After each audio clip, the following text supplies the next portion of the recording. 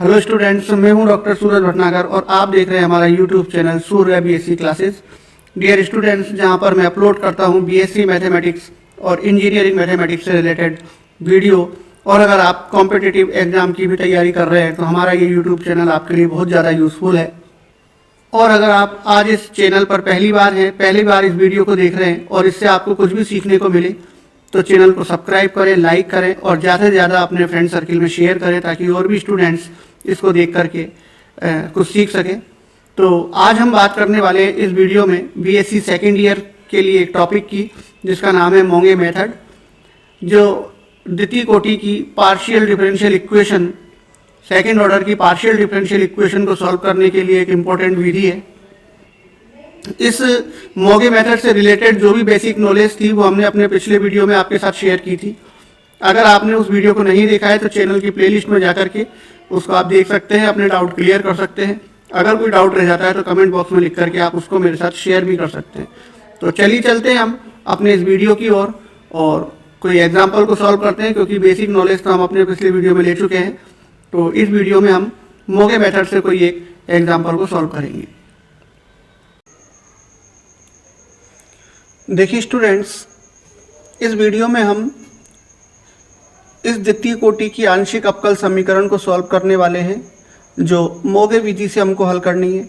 मोंगे विधि से संबंधित जो भी बेसिक नॉलेज थी वो हमने अपने पिछले वीडियो में देखी थी। अगर किसी ने उस वीडियो को नहीं देखा है तो चैनल को सब्सक्राइब करके प्लेलिस्ट में जा करके उन वीडियो को देख सकते हैं और समझ सकते हैं। कोई डाउट रह जाता है तो कमेंट बॉक्स में लिख करके आप उसको मेरे साथ शेयर कर सकते हैं। तो डियर स्टूडेंट्स, यहाँ पर इसको सॉल्व करने के लिए हमको सबसे पहले आर और टी की वैल्यू निकालनी है। आर और टी के मान अगर हम याद रख सकते हैं तो बहुत अच्छी बात है कि उसको हम डायरेक्ट यहाँ पर अप्लाई कर सकते हैं। और आर और टी की वैल्यू अगर याद नहीं है तो उसको हम समीकरणों के द्वारा सॉल्व करेंगे। वो हमने अपने पिछले वीडियो में देखी थी, तो वो किस तरीके से आर और टी की वैल्यू निकलती है वो आप देख सकते हैं वहाँ से। अभी हम यहाँ पर डायरेक्ट आर और टी के मानों को यहाँ पर रखेंगे। देखिए, माना आर इक्वल टू, तो आर इक्वल टू जो मान होगा वो होगा d p minus s d y upon d x, और जो टी की वैल्यू होगी वो होगी d q minus s d x और अपॉन डी वाई। ठीक है स्टूडेंट्स, तो ये दोनों आर और टी के मान होते हैं। इन मानों को हम डायरेक्ट इस समीकरण में जो हमको दे रखी है इसके अंदर पुट करते हैं और उसको आगे सॉल्व करेंगे। माना मान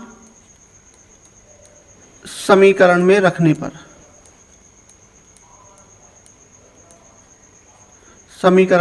पर, तो देखिए q square as it is रहेगा और आर का मान रख देंगे यहाँ पर d p minus s d y upon d x minus two p q s plus p square, और टी का मान रख देंगे यहाँ पर d q minus s d x और अपॉन डी वाई बराबर 0 है। ठीक है, ये हमने यहाँ पर मान रख दिया। अब इसका लघुत्तम लेके सॉल्व कर लेते हैं। बिल्कुल आसान तरीका है। तो लघुत्तम जब इसका यहाँ सॉल्व करेंगे तो ये हो जाएगा q square d p s d y और इसका गुणा होगा डी वाई के साथ minus two p q s और इसके साथ गुणा होगा डी एक्स डी वाई का, फिर plus p square d q minus s d x और इसका गुणा होगा डी एक्स के साथ बराबर 0। यहाँ पर डियर स्टूडेंट्स अब हमको क्या करना है, यहाँ से हमको एस वाले पदों को एक तरफ करना है और बाकी पदों को दूसरी तरफ करना है। जैसे ये एक एस का पद है, इसमें भी एस आ रहा है, ये वाला पद एस का हो गया और एक यहाँ पर से एस का पद आ रहा है, तो इसको अलग करेंगे और बाकी पदों को अलग करेंगे। तो बिना एस वाले पद हैं q square d p d y, q square d p और डी वाई। यहाँ से बिना एस वाला पद है पी स्क्वायर डी क्यू और बाहर से डी एक्स का गुणा, तो plus p square d Q और डी एक्स बराबर 0, बराबर 0 नहीं, अभी ये एक कोष्टक में ले लिया हमने और बाकी पदों में से s को कॉमन लेते हैं, माइनस का s कॉमन ले लिया तो यहां से पहला पद बचेगा q square d y square, q square और डी वाई स्क्वायर। यहां से s को कॉमन ले लिया माइनस चिन्ह के साथ तो 2pq dx dy बचेगा और ये प्लस में बचेगा 2pq dx और dy, और यहां से भी माइनस कॉमन ले लिया तो बचेगा केवल p स्क्वायर गुणा में और dx स्क्वायर। तो माइनस कॉमन ले लिया, ये भी प्लस का हो जाएगा, p स्क्वायर और dx स्क्वायर बराबर 0। यहां पर जो ये दो अलग अलग गुणनखंड बन रहे हैं इनको अलग अलग 0 के बराबर हम लिख लेते हैं। तो उससे क्या होगा देखिए, q square d p d y plus p square d q d x. तो एक समीकरण तो ये हो गई, इसको हम समीकरण नंबर 3 मान लेते हैं, और दूसरी हो जाएगी s का गुणांक q square d y square plus 2pq dx dy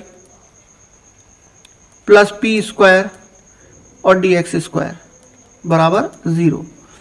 यहां पर इस समीकरण के गुणनखंड हो जाएंगे। तो देखिए यहां पर क्या होगा, ये एक होल स्क्वायर बन रहा है क्यू डी वाई और प्लस पी डी एक्स का, ये q d y plus p d x का होल स्क्वायर हो गया, इसके बराबर में हमने इसको लिख दिया। यहां से अब हम एक हल निकालेंगे, वर्गमूल ले लिया दोनों पक्षों में, तो ये हो जाएगा p d x plus q d y बराबर 0। ये इक्वेशन नंबर अपने पास 4 हो गई। डियर स्टूडेंट्स, अब यहाँ पर समीकरण नंबर 3 और 4 दो ही समीकरण हमारे पास है, इन दोनों को आपस में यूज करके हमको इसका सॉल्यूशन निकालना है। तो देखिए हमें मालूम है कि p d x plus q d y equal to d z होता है। तो समीकरण नंबर 4 में p d x plus q d y है, तो p d x plus q d y बराबर हम डी जेड ले लेते हैं। तो ये ऊपर की इक्वेशन है वो क्या बन जाएगी, डी जेड इक्वल टू 0। ठीक है, यहां पर p d x plus q d y की जगह डी जेड लिखा तो डी जेड इक्वल टू 0 हो गया। तो ये हमारे पास फॉर्मूला है, ये p d x plus q d y बराबर डी जेड होता है, तो डी जेड बराबर 0 हो गया। तो यहां से इसका जो सॉल्यूशन निकलेगा वो होगा z बराबर a। एक सॉल्यूशन इसका ये हो गया। अब समीकरण नंबर 4 को 3 में यूज करेंगे, तो समीकरण नंबर 4 से हम पी डी एक्स की वैल्यू यहां पर रख देते हैं, या क्यू डी वाई की वैल्यू रख सकते हैं। तो क्यू डी वाई की वैल्यू अगर हम रखते हैं तो क्यू डी वाई का मान यहां से आएगा माइनस का पी डी एक्स। तो समीकरण नंबर 3 में क्यू डी वाई का मान रखते हैं। समीकरण 3 में क्यू डी वाई बराबर माइनस का पी डी एक्स रखने पर कहाँ रखेंगे, ये समीकरण नंबर 3 में। और समीकरण नंबर 3 क्या है, q square d p d y. तो इसमें से क्यू डी वाई की जगह हम मान रखेंगे माइनस का, और क्यू डी पी यहाँ पर बच जाएगा। तो ये हो गया क्यू डी पी वहाँ पर बच गया, और क्यू डी वाई की जगह हम लिख देंगे माइनस का पी डी एक्स। फिर उसके बाद नेक्स्ट टर्म वहाँ पर क्या है, plus p square d Q और डी एक्स। तो हम मान रख रहे हैं क्यू डी वाई का, तो क्यू डी वाई तो इसमें है ही नहीं, तो P square d q d x यहाँ आ जाएगा, प्लस का पी स्क्वायर डी क्यू और डी एक्स बराबर 0। यहाँ से कॉमन आ रहा है पी डी एक्स, तो पी डी एक्स अगर कॉमन आ रहा है तो यहाँ पर बच जाएगा क्यू डी पी माइनस का और प्लस का पी डी क्यू। ये लाइन बच गई यहाँ पर डियर स्टूडेंट्स, ठीक हो गया। अब हम क्या करेंगे कि इनका इंटीग्रेशन करेंगे, तो इसको अभी हम लिख सकते हैं d p upon p equal to d cube upon cube. ठीक है स्टूडेंट्स, यहाँ पर इसको हमने ये लिख लिया। D p upon p equal to d q upon q. अब इसका इंटीग्रेशन जब हम करेंगे तो 1 अपॉन पी का इंटीग्रेशन log p हो गया बराबर 1 अपॉन क्यू का इंटीग्रेशन log q हो गया, और एक कांस्टेंट ले लेते हैं log b। ये लघुत्तम कांस्टेंट ले लिया हमने, और इसको हम लिख सकते हैं log q b। दोनों तरफ से log कैंसिल हो जाएगा, तो p बराबर q b।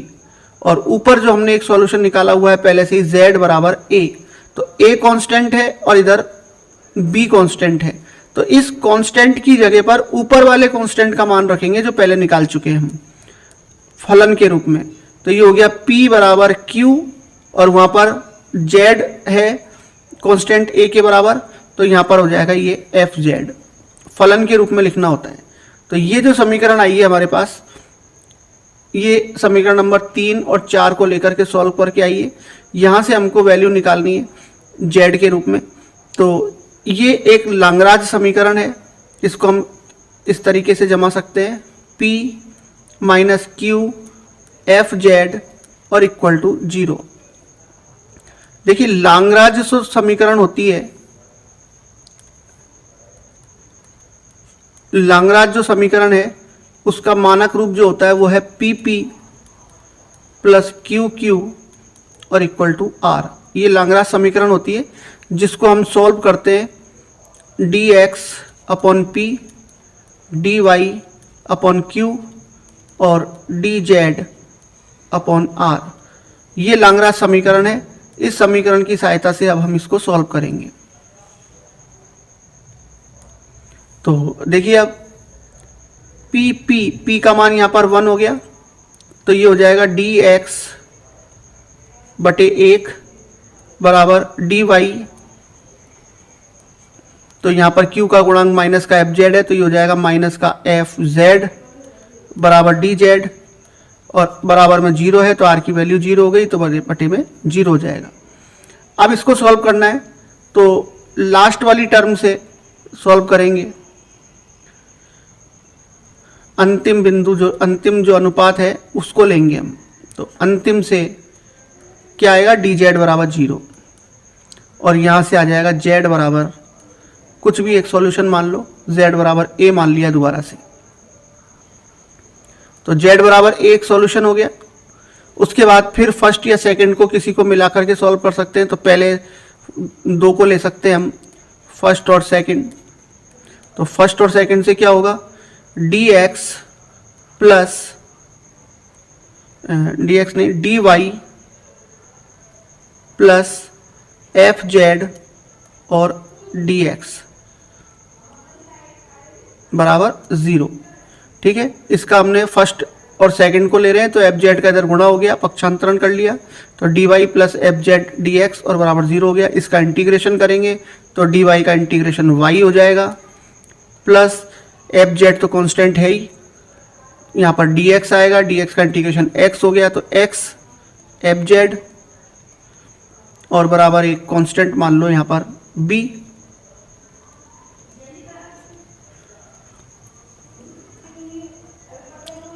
अब क्या होगा, ऊपर जो सॉल्यूशन हमने निकाला हुआ है उसको इसके साथ मिलाएंगे, और ऊपर हमने निकाला हुआ है z बराबर a, तो यहाँ पर b कांस्टेंट है, ऊपर a कांस्टेंट है, तो इस वाले कांस्टेंट का जो मान है उसको फलन के रूप में यहाँ पर हम लिखेंगे।